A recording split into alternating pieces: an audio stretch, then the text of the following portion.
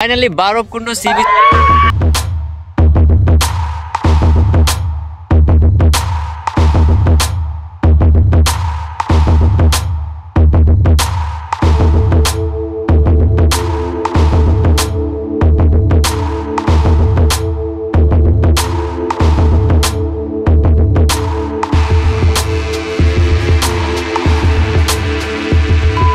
বারবকুণ্ড একটি আদর্শ sea beach. এখানে আছে গ্রিন গ্রেজিং ল্যান্ড, সমুদ্রের প্রকাণ্ড ঢেউ এবং বিপরীত দিকে তাকালে আপনি উপভোগ করতে পারবেন পাহাড়ি সৌন্দর্য। চট্টগ্রামের সীতাকুণ্ড উপজেলার একটি লুকোনো রত্ন বারবকুণ্ড সমুদ্র সৈকত। বারবকুণ্ড বাজার থেকে প্রায় 3 মাইল পশ্চিম অবস্থিত এই সৈকতটি প্রকৃতির সৌন্দর্যের এক লীলাভূমি।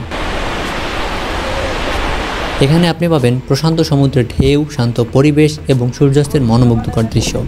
সৈকতের আশেপাশে রয়েছে সবুজ বনভূমি, যা প্রকৃতিপ্রেমীদের জন্য একটি আদর্শ স্থান। সৈকতের কাছাকাছি রয়েছে বারবকুণ্ড ঝর্ণা ও অগ্নিকুণ্ড মন্দির, যা আপনার ভ্রমণকে আরও সমৃদ্ধ করে তুলবে। যদি আপনি শহরের কোলাহল থেকে দূরে প্রকৃতির সান্নিধ্যে কিছু সময় কাটাতে চান, তবে বারবকুণ্ড সমুদ্র সৈকত হতে পারে আপনার জন্য আদর্শ গন্তব্য।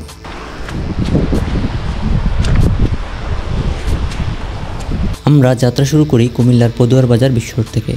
গন্তব্য বারবকুণ্ড বাস স্ট্যান্ড।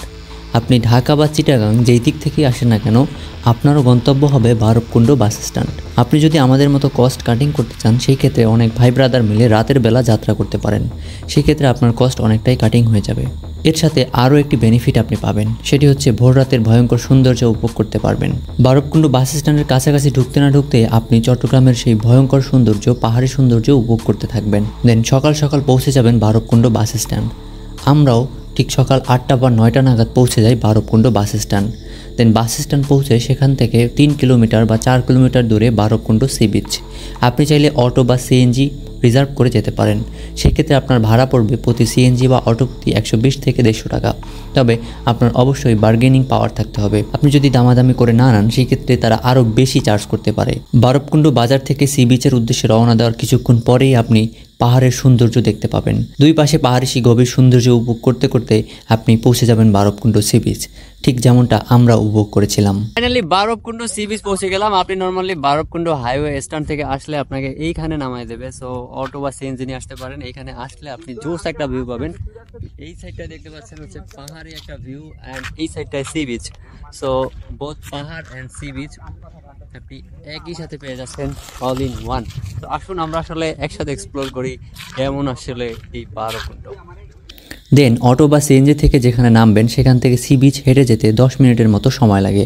আমাদের ডিসিশনে ভুল ছিল। আমরা সকাল 8টা বা 9টার দিকে পৌঁছাই এবং সি বিচ পৌঁছাতে ঠিক 10টা বা 11টা নাগাদ বাজে। তখন ছিল প্রচণ্ড রোদ। বাট আপনি এই ভুল করবেন না, কারণ সি বিচে নর্মালি রোদ থাকে। আপনি চাইলে বিকাল নাগাদ পৌঁছাতে পারেন। সেই ক্ষেত্রে আপনি সৌন্দর্য আরও ভালোভাবে উপভোগ করতে পারবেন। নর্মালি আপনারা বারবকুণ্ড আসলে একটু বিকালের দিকে আসার ট্রাই করবেন। আমাদের আসলে টাইম টেবিল কিছু মেনটেন করা হয়নি, একেবারে দুপুর টাইমে আমরা চলে আসছি। এখন একেবারে রোদে হাঁটা যাচ্ছেন সিরিয়াসলি। ঠিক 8-10 মিনিট হেঁটে আমরা সি বিচের কাছাকাছি পৌঁছে এর ভয়ঙ্কর সৌন্দর্য দেখে অনেক বেশি এক্সাইটেড হয়ে গিয়েছিলাম।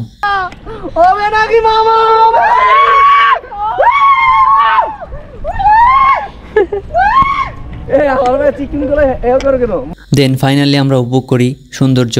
বসে শুয়ে যে যেভাবে পারি প্রকৃতির এই সান্নিধ্যে এসে আমরা প্রকৃতির সৌন্দর্য উপভোগ করতে একদমই ভুলে যাইনি। আর এভাবেই শেষ হয় আমাদের বারবকুণ্ড সি বিচের সৌন্দর্য উপভোগ। ঠিক আরও কিছু সৌন্দর্য দেখার মাধ্যমে আজকের মতো বিদায় নেব, তবে চিরদিনের মতো নিচ্ছি না। দেখা হবে পরবর্তী কোনো ভ্লগে। ততক্ষণ আমাদের পাশেই থাকবেন।